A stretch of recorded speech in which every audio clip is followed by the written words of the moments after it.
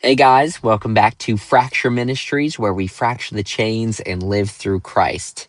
Today I am doing a quick short pertaining to, or I am naming, theology over therapy.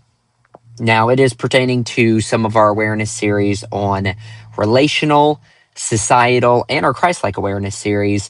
And it is basically talking about, or we are talking about and discussing here, what it means to make sure you are attaching yourself to theology and not therapy.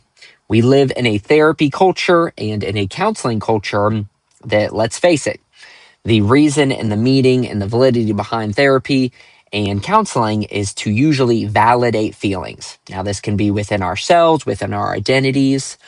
This can be for a relationship. This can be for trauma. This can be for a lot of things throughout what we go through in life and connections and initiations.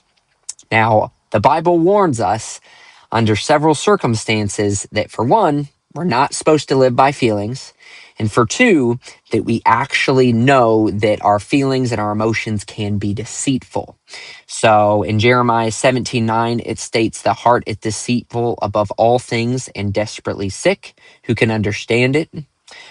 We have Proverbs 3:5-6 advises to trust in the Lord with all your heart and do not lean on your own understanding. And then, of course, James 1:20 warns that the anger of man does not produce the righteousness of God.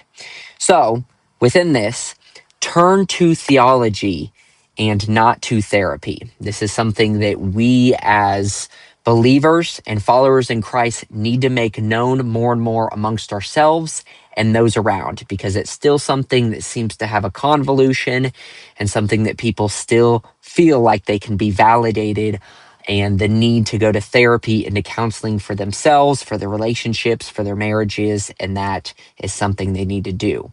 It's as simple as aligning back to the Word. You can align back to the Word for where you need to be within yourself, the identity you should have. It relates and brings you back to a centered aspect for if you were treated wrong in a relationship, if you're going through the inevitable, intersection of conflict in a marriage and in a relationship. Go back to the Word for what it says a man's supposed to be, for what a woman's supposed to be, for what a husband's supposed to be, for what a wife's supposed to be. And again, we can do this for all the aspects of ourselves.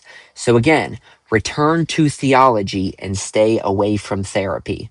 We can find the truth of everything within the Word, and that's what we need to constantly reform and go back to. God bless, and stay tuned.